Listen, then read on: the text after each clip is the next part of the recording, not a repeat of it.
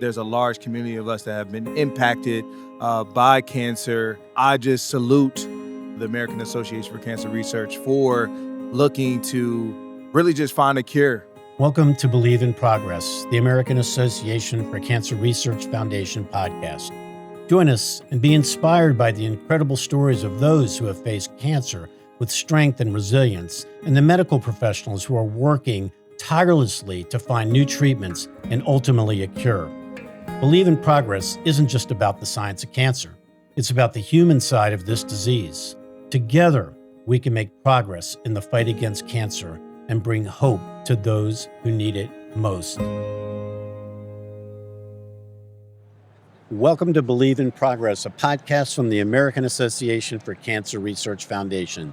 In this special series recorded live at the 2025 AACR Annual Meeting in Chicago, we're bringing you powerful conversations with researchers, clinicians, survivors, advocates, and thought leaders, all united by one mission: to accelerate progress against cancer.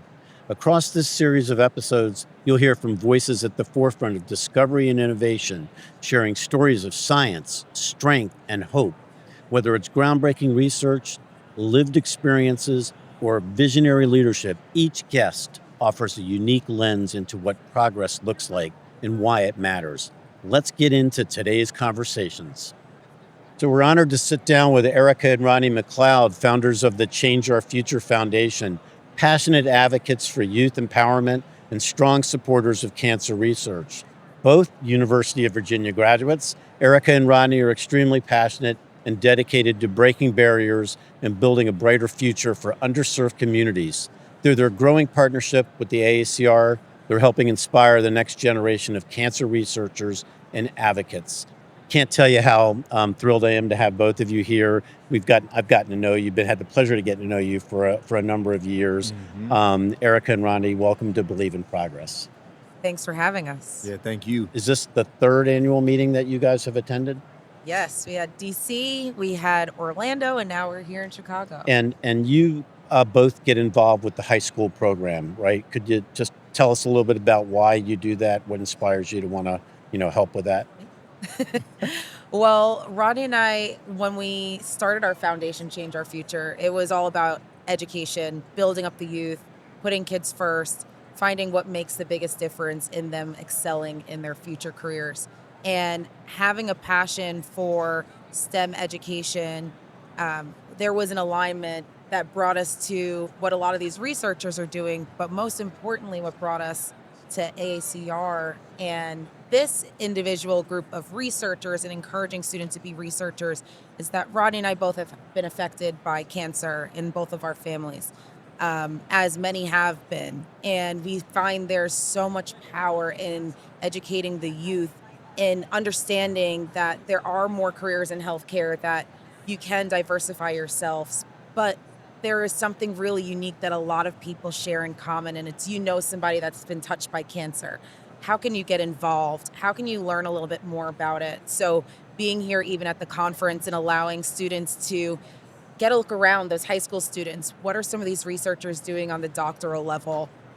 What are these big companies in healthcare? How can they relate themselves and eventually attach themselves post-college or during their college career? But it started in Philadelphia when Rodney and I both met, yourself and the incredible AACR team, and we knew that it was somewhere that we wanted to pour our passion into. Well, we're blessed that you are involved. And Rod, could you talk a little bit about your personal reason to be involved in cancer? I know you and I've talked about your grandma, but love the audience to hear a little bit about that story. My late grandmother, called her Nana, my dad's mom, and she was a very special woman to us all. She was the rock of the family. And, at a point in my life where I was getting ready to transition and go into college, one of the things that she desired the most was to see me graduate, see me walk across that stage and now be able to move on to hopefully live out my dreams. And that unfortunately came to an end. Her battle with cancer, she lost that fight, and she was diagnosed with pancreatic cancer. And me just seeing her from, start to finish, really took a toll on me and the rest of my family. And so that was just hard to watch. As a child, you don't necessarily know what's going on. And you're seeing someone you love just kind of like um, transform, in the midst of your eyes, and could barely do just the normal things that she would do. And so when all that occurred, man, it was that was heavy for my family. And when I was able to now, make it to the NFL and live out my dreams, going to Philly, I wanted to honor her. I wanted to make sure that I represented her name and her life in the right way. And that's where I found and discovered AACR. Right. Found out about the work that you guys are doing and what you're committed to. And knowing there's a large community of us that have been impacted by cancer. And I just salute the American Association for Cancer Research for looking to really just find a cure, um, give hope to many of us who honestly were left hopeless. And so conferences like these, man, are uplifting. They're inspiring. They're encouraging. And I'm glad that we found a way to continue to support the amazing work and also the next generation that you guys are making space for. Well, and that's critically important now, especially in these times. That next generation's a little bit worried about uh, uh, getting grants in the future of cancer science. So the work that we do, the work that you all do, is so vitally important. Erica, what if you don't mind sharing what's your cancer connection, or is this something close family wise as well? Yeah, so my mom is a two-time breast cancer survivor. So she had that as young as I can remember, being in third grade, and just being blinded by my mom going to the hospital and not understanding at all.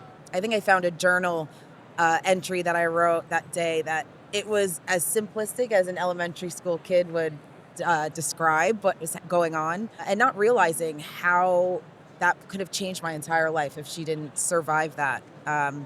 But just knowing, and I don't think she understands how special it is that she's been able to survive that uh, to the level that we now are so deeply involved with AACR, and just looking into all the different options that there are out there for the generations of testings that you can do as a child of a parent that's had cancer. So seeing that as a young child was very hard. And having a really close aunt, she passed away from lung cancer. Hmm. So cancer has definitely affected my life. I feel like I have a laundry list, which is very Right. sad, of, a really good friend in college that passed away her senior year from cancer. So there's hope when you see a lot of people really involved in finding a cure. It's not the quick fix, because I think if there was a quick fix, everyone would be cured from cancer already. Absolutely. So I think there is some very in-depth research, and seeing the researchers when we were here even last time, and a few of them did breast cancer studies specifically. They are pouring themselves. They're so thankful that we're able to help them bring their research here just for someone to see it, because it's individual research studies like this that can really just come up with a cure. Hopefully in our lifetime we can see it. Yeah. But it is a hard thing to go through, I think. Never an easy experience to Right. hear anybody suffering cancer, because you hear that C word and everyone Scary. thinks the worst. Yeah. And your mom's doing great now, My though? mom's great. Fantastic. It's got to be 20 plus 30 something years That's good. since That's her good. last cancer. Talk to our crowd here about Change Your Future and what it means and what you're doing, and you're really making a difference out there in the world. I'd love to hear more about it. One thing that came to mind was our future. How do we alter the trajectory of so many young lives that look like us? How do we create a pathway for them to succeed?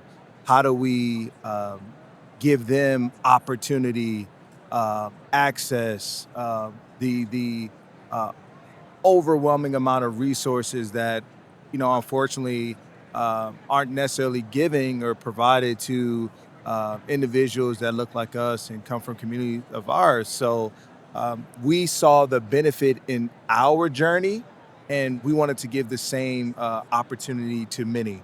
And that's where Change Our Future was birthed. We feel for us, we live in a world of building curiosity, allowing kids to explore the world and the possibilities that live outside of their doorstep. And there's power in that, and also recognizing that there's power in who you are, power in your story. And it's been great, being able to see a lot of these kids that we've had an opportunity to come in contact with, just seeing how they've changed in just a matter of of years. To some of the kids that now have kind of are growing up, right? And Yes. they come back and thank you, and that must be really gratifying to see Oh that. yeah. Yeah. I would say, and I'll let Erica go.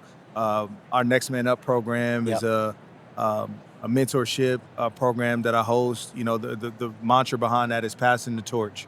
Just really building and breeding leaders of men.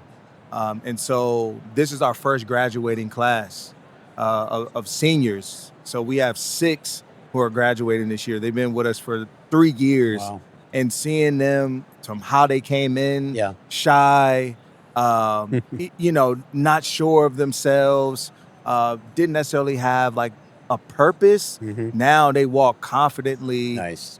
with a true purpose in mind, and they're now leading the younger generation, and that's what it's all about. So are they becoming mentors? They're Is it, becoming is that mentors okay? themselves right Okay. before our own eyes, and it's amazing to see. From every program, I think we've finally honed in on what it really meant to us and the impact that it could have amongst these students. And something like our Youth Leadership Summit, where we're really focused on creating that confident individual that once they leave the doors of the school building, they enter into the workforce, they step into the real world simply, especially in today's day. It's not a social media interaction, it's not a text message. How do we encourage you to be your best self? How do we encourage you to have high self esteem? How do you even have an elevator pitch for yourself? Because a lot of these students, I think, are so stuck in this digital world that it's a fabricated world, right? So Yes. to even learn how to network amongst others, it's just so important, because as Rodney and I are so close to that generation in age, there's still this dip off where we grew up as everything started coming up. We did have the cell phones and Yep. the internet, we had those things, but we were in the coming up of those things. We weren't in school while they were, Right. at our fingertips. And so just having that commonality with them where they can see someone like Rodney and myself and what we individually are passionate about, how can they connect with people that we're bringing inside those doors that are doing an amazing work. So even with you getting honored at our sneaker ball, it's important to highlight people, especially in our community, that are doing the work. Right. I think, you often hear a lot of the negativity that might be happening in their neighborhoods, or the news is continuously showing something that is heart-stricken. Yeah. Yeah. And we have to highlight that there are good people in our community, and there's people that want to see change. And for these students, I think it gets them encouraged and inspired that if they leave school, if their parents are not coming from a similar educational background that they strive for, or career field, there are people that genuinely are interested in seeing them succeed. And we, want to be those people. And with every person we make a connection with, we hope to kind of string them along as well to be in the best interest of our students. How do their parents feel about the programs, and do you get the chance to interact with parents as well? It takes a village, and we often come in contact with the child, but it is important for us to also engage with the parent, right? Because if the child has the buy-in, we also need the parent to have the same. And we've done a great job at leaning into a lot of our parents And I'll give a quick story. Youth Leadership Summit is one of our, I feel like, most powerful programs that we offer this summit. And there was a parent who came. He had his daughter. She attended, and because he saw how quickly her energy, her just her interaction that day shifted, what that did for her, he wanted to now get more involved into the program. Okay. So he's become now a consistent volunteer at the summit. Great. He's also volunteered, at Sneakerball at a number of things, and also tried to bring in other children and peers of his own to be a part. And that's what it's all about. Just seeing the power of some of the programs that we offer, and it's been beautiful just to be again an extension of Change Our Future. I love the spark in both of your eyes and the energy and the passion that when you start you're talking about the foundation. It's really great. Yeah. How can people support Change Our Future? I'd first say visit us on changeourfuture.org, just so you can take a look at the different programs that we have, opportunities to volunteer, ways to donate. I think that's the biggest thing, is making sure that we're able to continue with these programs. It is through funding, it's connection building. Visit us on Change Our Future Fund as well, as we continuously keep everyone updated with tidbits of different events we have going on. And every year we have our Sneaker Ball Gala, which is our biggest fundraising event. Coming up, right? Coming up June 6th. June That's 6th. in Philadelphia at Live Casino. New location. New location All right. for us. It's our 5-year celebration. Okay. And it's a great night to celebrate fashion, philanthropy. Of course, you're coming in, you're wearing, your fancy suit and your dress, but you're wearing sneakers. And we pulled that idea from being in the middle of the pandemic, and everyone was in slippers and barefoot in their living room. How could we bring you into a gala for 4 hours in your high heels as women, or uncomfortable dress shoes, and want to socialize with everyone? So now you're in a comfy space, you have a lot of fun, you make great connections, and of course we're there to put the kids first and have everyone understand what we have going on. Well, I had my AACR Air Jordans. I was sporting those around. I was loving it. It was such a fun event. No, I urge absolutely. everybody to go to the website and definitely buy some tickets to go to Sneaker Ball. It's a great community event, but it's a passionate event. You get inspired there by the young people that you see, hanging around. I'd be remiss if I didn't ask a little bit about number 23. Always number 23 in our hearts in Philadelphia. But this is going to be. You've had a remarkable career, Rod. Your first, I guess, summer without football. Any thoughts or reflections? Right now, for me, just enjoying freedom. I've given the game a lot, poured everything I had into it for the past 13 years. That's the only way I know. When I get my hands, or when I get involved in anything, I'm giving, my heart and soul to it. So that's exactly what I did, and I think the game returned the favor for me and was able to provide financial stability for my family, give us a lot of great now friends that we have to lean on, and a lot of life experiences.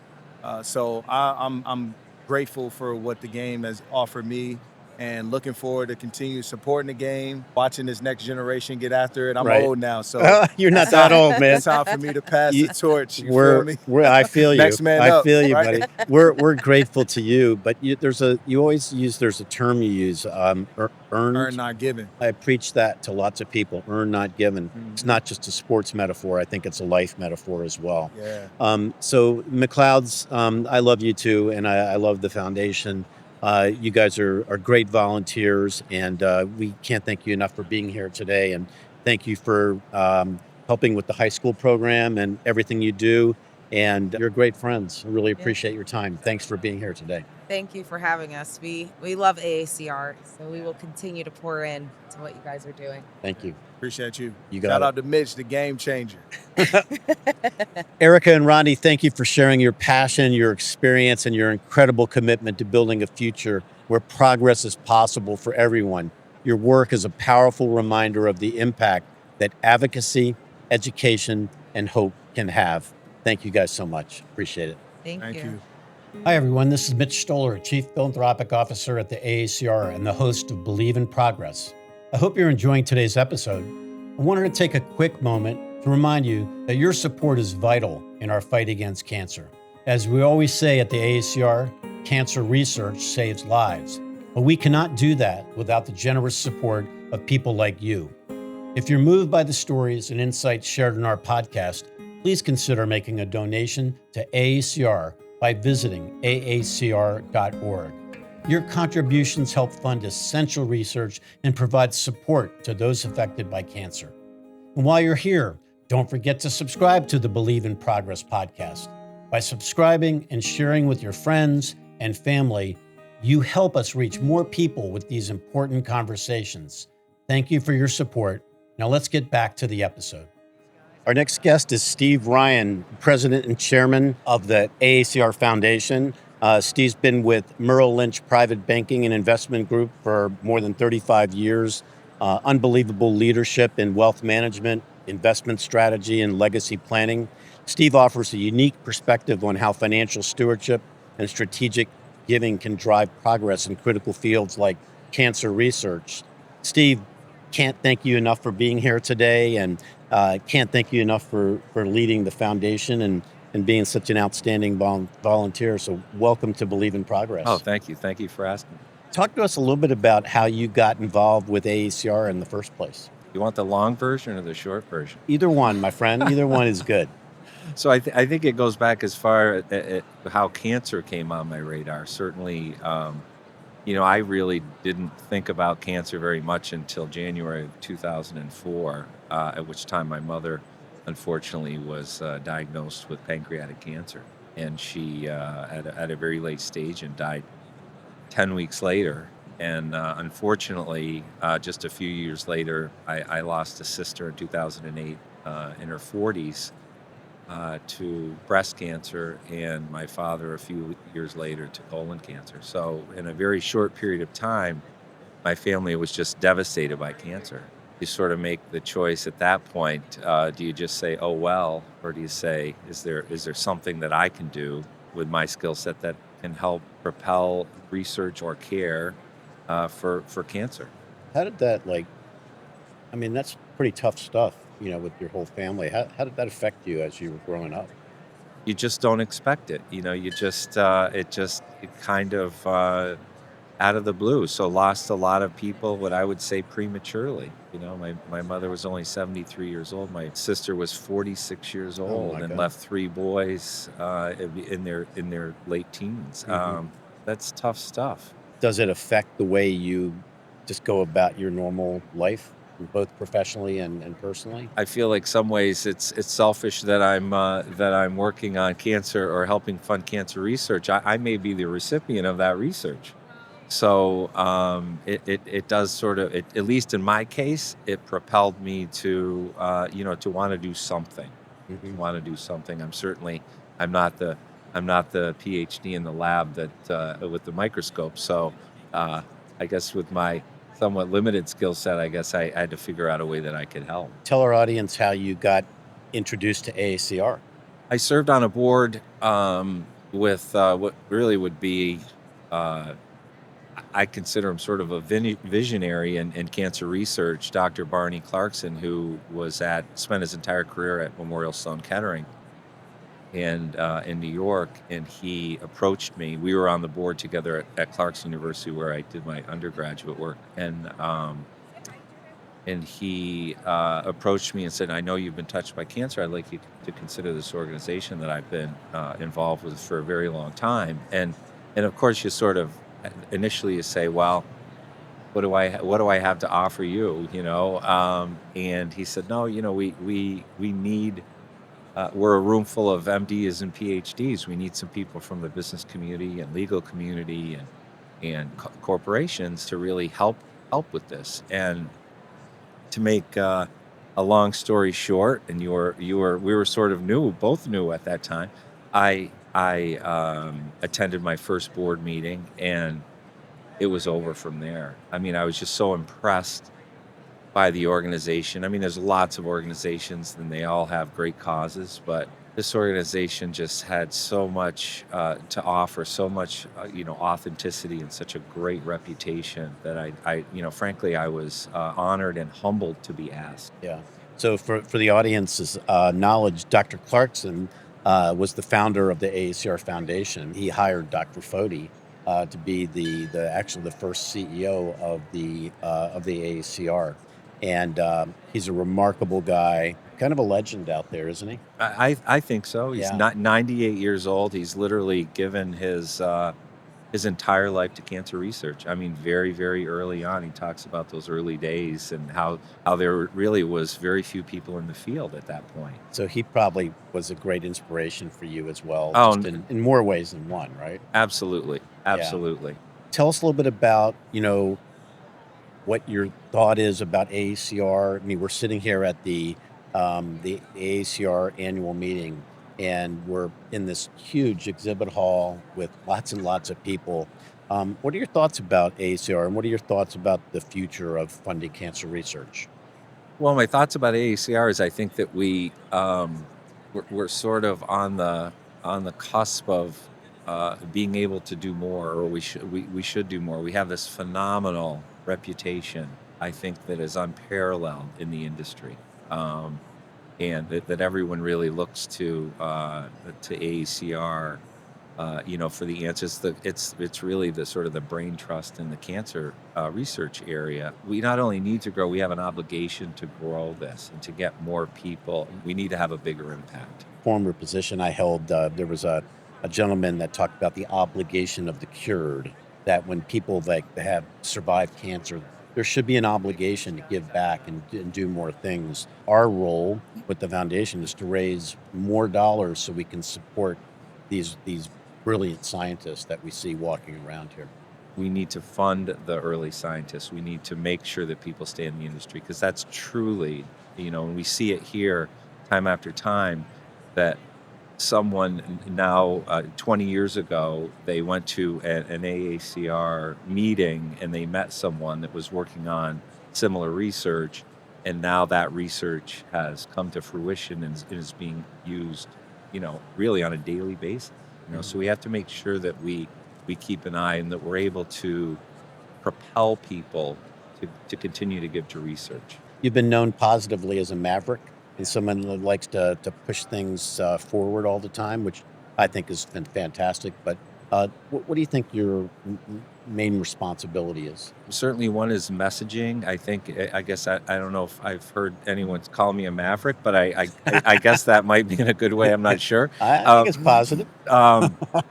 I would say that we need to think of different ways to get the message out, to raise more funds, and ultimately to help. This is a disease or group of diseases that does not discriminate. And so we need to go to areas that are not traditional for us. And I think so if I can help some way to be able to get that message out and to get some constituents that aren't, where it's not a natural for them to give to cancer research. I think if we tell the story in the right way, I think we can do it. So I want to make sure that we just don't run out of funds for the next breakthrough.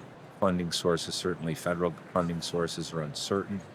I want to be in a position where we could be maybe not the only backstop, but a backstop to keep that one researcher that might otherwise do something else or something that goes unfunded. And I say obligation, I feel we do. We have that obligation. What do you think our biggest challenge is? Probably getting the word out to more people.